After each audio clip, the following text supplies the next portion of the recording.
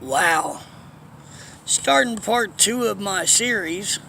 Hi, everybody. I'm Sean, also DJ Omega 50 on TikTok. I'm glad I could share my story with you. I'm starting part two of a series. I don't know how many it's going to be. We're going to see how long it'll take. But the first one I've finished with and is now uploaded. You can check that out on the channel. So, on with part two, the high school years and my marriage. Okay, so I ended up dropping out of high school. That's not a smart thing to do, kids, so stay in school. It's very important. So at the age of 18, after I broke up with that special someone who had a policeman for a dad, I met my then wife, Kathy. We married November the 8th, 1991, I believe. Got my drink here beside me, my body armor. That's why my voice sounds as bad as it does. So, we were together, and we had our first daughter pretty much after our wedding. Stephanie Faith. She was born on October 14th, 1992. So she was definitely planned. Stephanie was a great child. The only thing is Stephanie had a little bit of problems. And she had a club foot when she was little. So from being a newborn till she was about 6 months old, she always had a cast on her leg, and that was to help straighten out her club foot. And she also had minor cerebral palsy. So when you think of CP, you think of a kid in braces and walking funny and that kind of thing. Well, that's not always true. She had a great pediatrician. She had a great neurologist. He was out of Dayton, Ohio, and he was wonderful. So we didn't have to go in and put pins in or none of the nasty stuff with surgery. We did this with just a simple cast and keeping it, moving. So the wonderful thing about this was I was able to do a lot of the exercises that she needed at home. Like we would do bicycles with her hips and we would move them in and out, in and out. When she was a newborn, when we would change her diapers and things like that. So that helped a lot with her mobility and everything. Stephanie was delayed some, just some, not a whole lot. So don't think of her as totally disabled because she's not now. But back then, she was slow to crawl. She would drag her right leg behind her, and it was so sad. So sad. She didn't sit up early. She didn't walk. She didn't crawl the way that other kids did at her age. And she also had problems with her speech.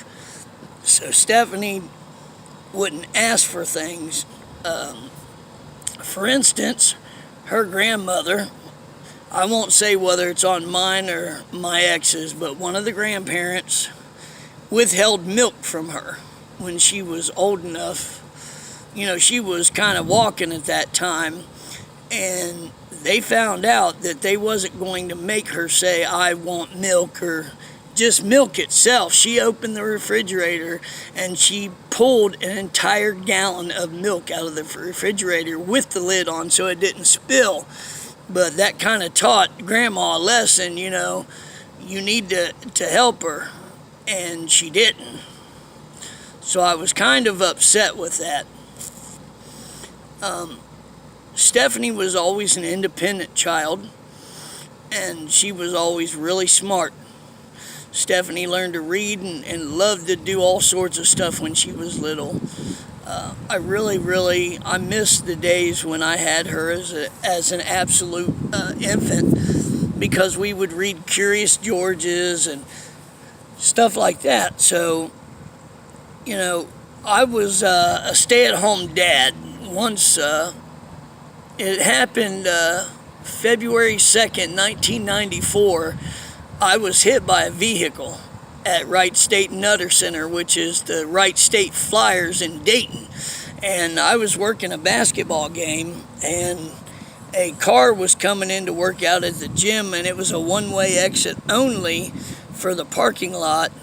And he stopped, but instead of putting the car in reverse, he still had it in drive, and he kind of pushed the gas, and he hit me in the left leg and hyperextended me backwards, and I twisted. So when I did, I herniated a bunch of discs and knocked some stuff out of place, and it caused a lot of problems. So Allison is my second born. She was born February the 10th, 1995. Her name is Allison Hope. She was my Spitfire, let me tell you. Allison was just like me. She did everything early. She did it. Anything Stephanie did, she wanted to do quicker and better. And that's just the way she was. She thought she was the most beautiful thing. You know, she was a blonde-haired, blue-eyed angel, and I love her. I love her to this day. I'll tell you, she really makes my day. She's still like that. She don't put up with no crap from nobody.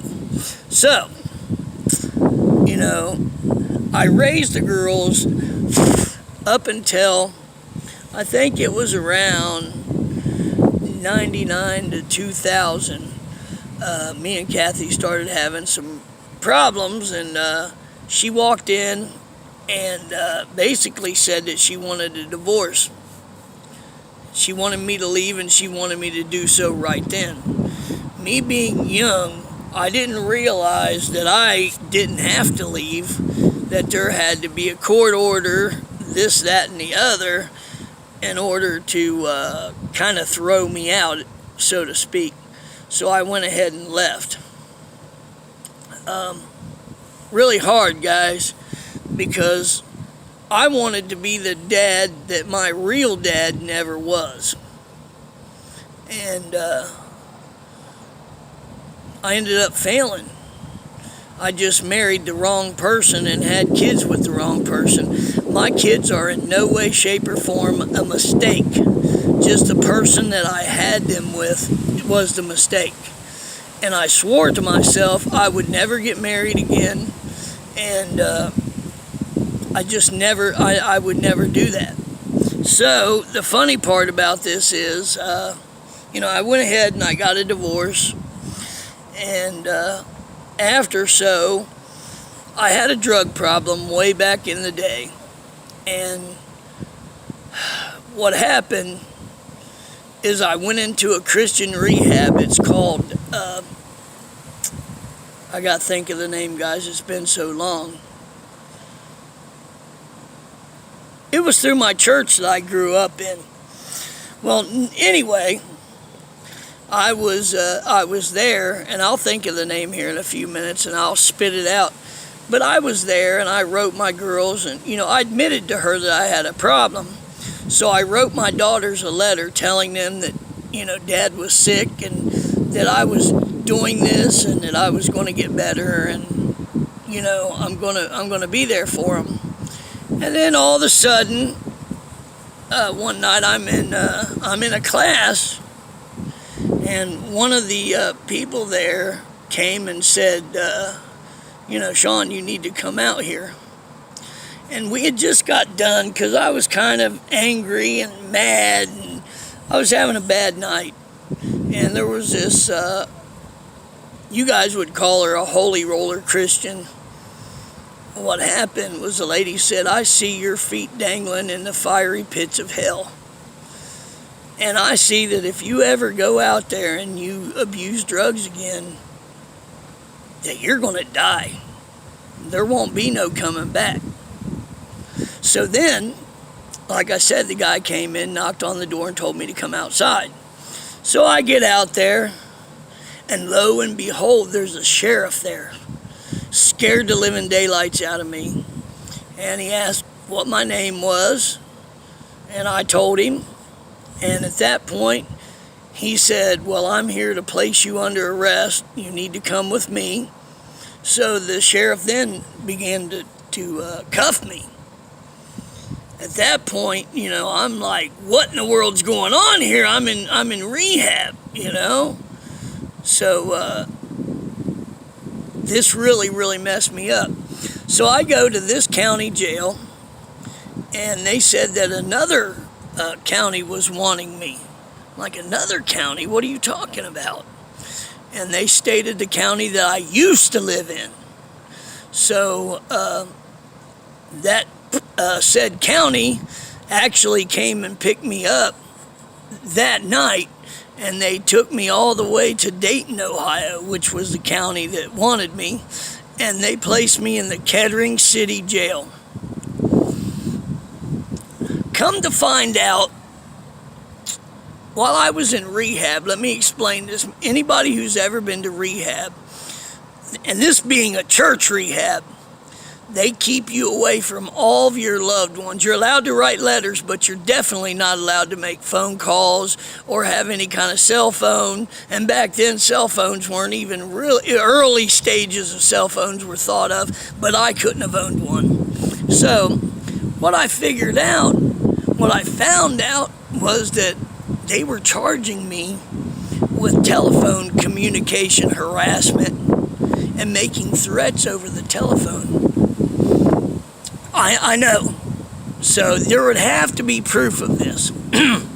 So what I found out is that my ex-wife had actually contacted the police and said that I threatened that if she didn't buy me or give me drugs, that I was going to burn the house down with my children and her in it. Think about that. That was the most horrible, heinous thing that she could have done. And she knew that if she did this at the right time, that she would get me out of my children's lives. And guess what? It worked. In Ohio, they have two types of restraining orders. They have what's called a TPO, which stands for Temporary Protection Order, which a TPO is an order that the judge sets that stops any communication between you and the victims, me, my daughters, and my ex-wife, and that's till the case is closed. So I went to jail, and I went ahead and I did a plea out with the public pretender, which, if you can ever afford a paid attorney when you go to court, do so and drag it out as long as you can, because witnesses at some point may not show up. I'm just giving you good legal advice. So I took the agreement, which was so long, a big, huge fine, seeing my kids with, a person watching, and I wasn't allowed to have any contact with them in no way, shape, or form. Email, letters, telephone calls, nothing. I wasn't able to let them hear my side of the story. So all they got was spoon-fed what my ex-wife and her family would allow them to hear. So they really still, to this day, don't know this story. So I hope that this helps to bind and cure our relationship. Everything I'm saying now is absolutely the truth. So, needless to say, I got out of jail and I took this plea agreement. And as soon as I stepped out of the courtroom, they served me with another protection order. This time it's called a CPO, which is a civil protection order. A civil protection order is a whole lot different than a temporary protection order. A civil protection order in Ohio then is a 5-year basic restraining order. I'm not allowed to have any communication with any of those three, my 2 daughters and my ex-wife. I don't want any communication between me and her. That's not important anymore. But it's definitely important that I have the communication with my daughters. So now I have a 5-year restraining order that I'm not even allowed to say hi to my children. I can't send them a birthday card. I can't do nothing. They were 6 and 8 when this occurred. Yeah, 6 and 8. Now try to explain that to a 6-year-old, why their dad doesn't call them on their birthday, why they weren't sent a present. I'm not even allowed to give it to my mother, my brother, anybody to give to them, because then I can still be put back in jail for violating the CPO. So, needless to say, none of this happened. And at that point, when this happened, they put me on probation. I went and said whatever I needed to say, and I went back to rehab and I got clean. But I still have a warrant in Dayton, Ohio. I refuse to pay any fine. I refuse to do anything for that charge because I didn't do it. I didn't do it. And I'm not going to be blamed for it, and I'm sure as heck not going to do that. It's been almost 25 years since that warrant's been put on. I don't know if it's still good or not. I would think they would throw it out of court by now, but who knows? But I've had communication with my daughter since then. So my oldest daughter actually found me on Facebook, and I was so shocked when I got her pictures and who she was. I didn't even know her. At that point, she was 16, maybe 17 when we got back into communication. And I also and soon after then, I got in contact with my youngest daughter. Everything was peachy keen. I loved them, they loved me. And, we had contact and Facebook and all that kind of stuff.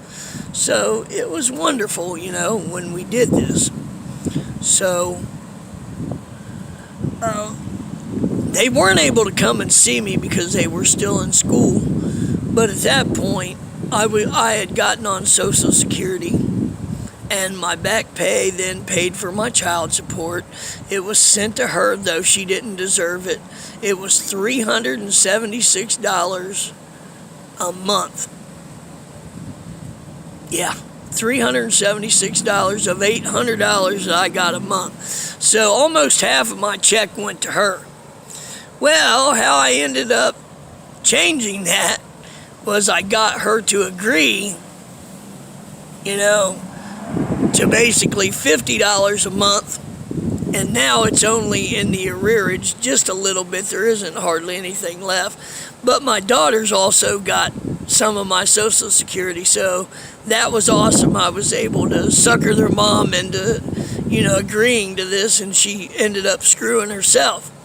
But my daughter's also got some money. My oldest didn't get very much, but I treated them to some tattoos and stuff, and I made a time frame for them to come and visit me right before I moved down here, and they did. Things were really, really good, and all of a sudden we had a disagreement because I was hurt. I still want to be dad. And at the ages that they weren't looking for dad anymore. They didn't need me. And that hurt. That hurt a lot. I talked to Stephanie. She was planning on marrying this guy that she was dating. His name is John. And, I said, well, I'd love to walk you down the aisle. And Stephanie basically told me that I wouldn't be the one that would do that. And that broke my heart. Because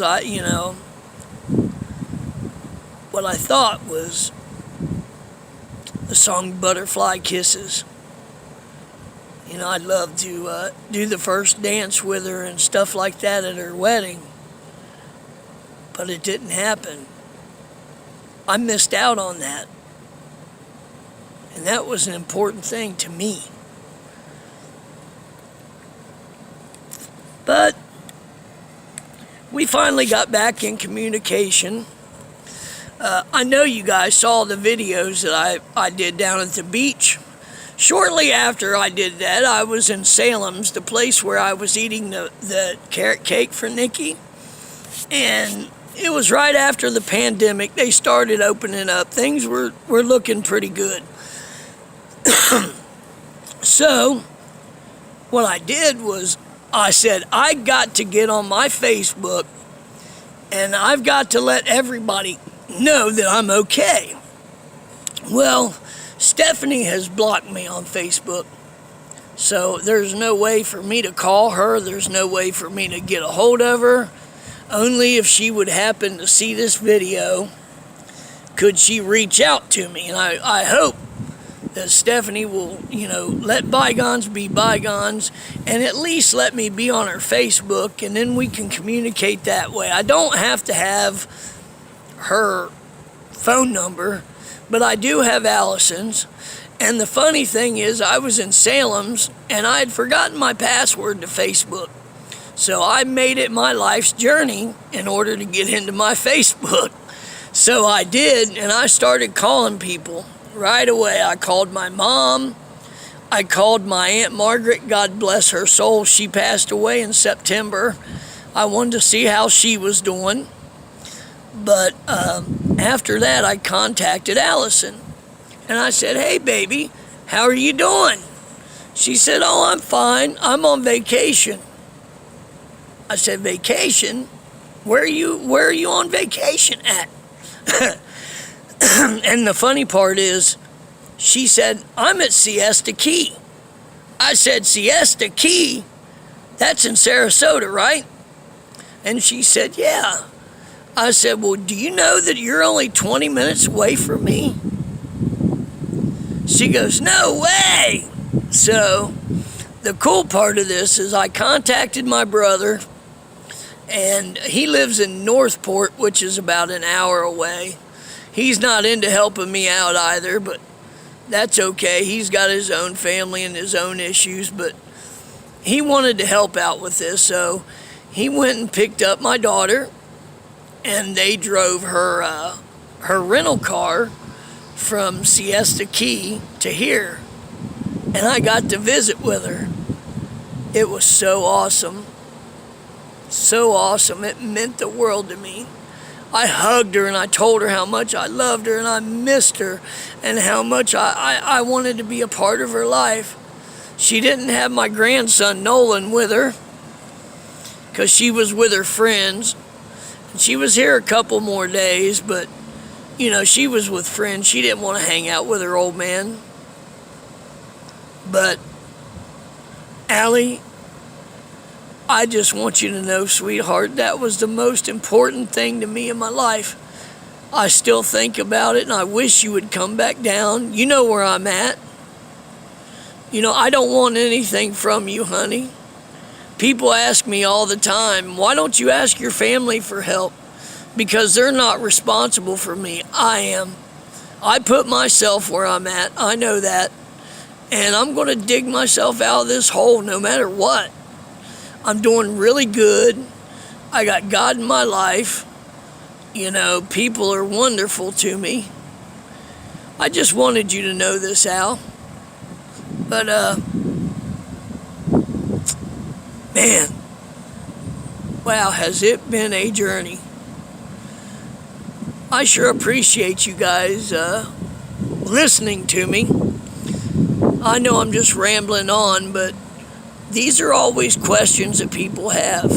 So I might as well just be transparent and go on and on and on and tell you everything from the beginning until now. If there's anything that I missed and, anything you can think of, leave it in the comment section below. Hit the subscribe button, the notification bell, ring that thing on the way out, and set the setting to all so that you won't miss any episodes of this. I'm going to be making how I became homeless how I charge my phone. You know, everybody asks me all these questions, and I get tired of answering them over and over and over. So the answer to these questions will all be in these videos.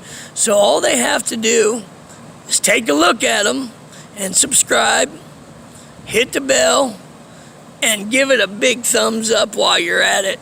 Let me know that you like this content, and I'll keep making it for you. Thank you. Until next time.